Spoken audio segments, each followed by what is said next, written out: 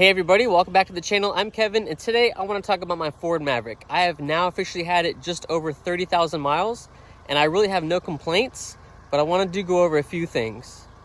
As far as I can tell on YouTube and on the forums on Facebook, this Ford Maverick right here might have spent the most time off-road than any other Ford Maverick. For as low as this Ford Maverick sits, I have not got hung up on anything to the point where I was stuck. I have had to rock it back and forth between drive and reverse a few times to get it off a hung up route or some deep ruts that I've fallen into. The only damage to the front of this truck that I have from off-roading is right there.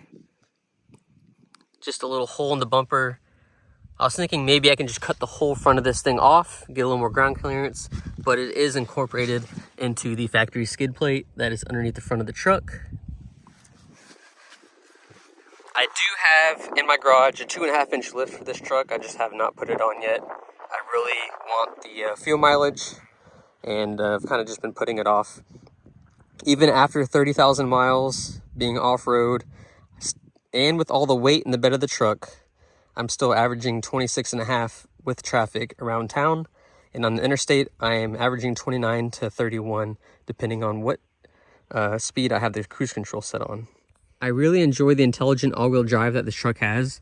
It makes going between asphalt, sand, gravel, mud, loose dirt very easy, and you really don't have to touch anything. It senses the terrain, and it kind of just kicks in the all-wheel drive whenever it needs it. And so far I haven't had any issues other than out here in Florida, we have some really sandy trails, and I do bottom out in sand, and I drag the whole underbelly of the truck through some deep ruts, and it has pulled the exhaust out of the hanger, and the exhaust hung down and was vibrating on some of the body. Ended up discovering that when the truck was up on a lift, put it back in the hanger, easy peasy. Have not had any issues with this truck whatsoever, on-road, off-road, or anything. I still have the factory Pirelli Scorpion tires. Everyone says these tires absolutely suck. They trash them all the time on Facebook. But I have 30,000 miles and have a little bit of wear on the outside, but that's mainly due to all the weight that's in the bed of this truck. And since I put the aftermarket sway bars on there from Steeda, it's kind of like a little race truck, so I do take turns a bit faster than I used to, just because it feels a lot sportier. But like I said, stock tires still on here, no issues with them. They work great. Really good in the sand, really good just on the trails, gravel roads, and of course commuting and driving on the interstate. So I really don't have any complaints with the tires. A lot of people trash talk them, but I think that's a lot of people just don't know what they're talking about, or maybe it's just obviously using them in the snow, which I don't have snow down here in Florida, so that's not really going to be an issue for me. If you guys are just curious, all the weight that's in the bed of this truck, I have a huge drawer.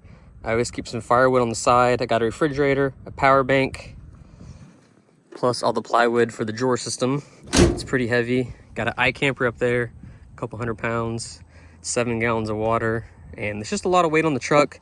It does squat a little bit, but like I said, 26.5 miles to the gallon commuting around town, around the city, with all the weight of the truck as it is. You cannot beat that. So after 30,000 miles and 1 year of ownership, I absolutely love this truck. It gets me to all the places I need to go. It does tow 4,000 pounds. In an earlier video, I towed a dual axle flatbed trailer. I had a side-by-side on there. I had my lawnmower.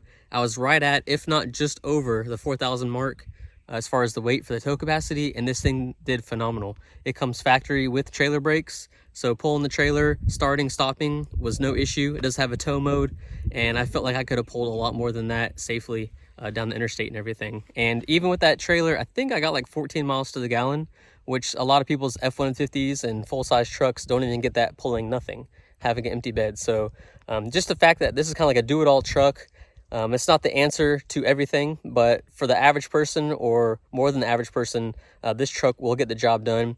It actually holds more weight in the bed, the capacity, than a Toyota Tacoma, which is pretty impressive.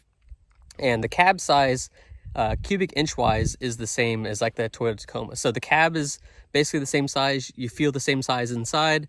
The hood's a little shorter, the bed's smaller, so the truck overall is smaller. But when you're driving the truck, you're behind the wheel, it actually feels just like the size of a Toyota Tacoma, which is what I had before this. So like I said, guys, I absolutely love this truck. No complaints. Would buy it again. If I did buy this truck again, I probably would have bought the base model, bought the cheapest one. This is the Lariat, so it did cost a little more. I got the tow package. I got the FX4 Lariat and the EcoBoost engine. So that combination right there obviously was a little bit pricey compared to just the base model, but I would have saved all my money, bought the cheapest version of this truck, and just used it for whatever hell I wanted to use it for. So like I said, no complaints. If you guys have any questions about my Ford Maverick right here, I'll be happy to answer them. I have worked with a few companies that have reached out to me in the past when I first got it. Steeder Racing being one of them. I have their blow-off valve. I have their front strut tower brace, and I have their rear adjustable sway bar in the rear. Those things right there are really awesome. The handling that I got from those two things for the suspension components is just out of this world. It makes it feel like a little race truck. And then I also had Extrusion Overland. They sent me this bed rack back here. I do have some videos on the bed rack if you guys are interested in modifying your Ford Maverick. But other than that, like I said, you got any questions? I absolutely love this truck and I foresee keeping it in the future.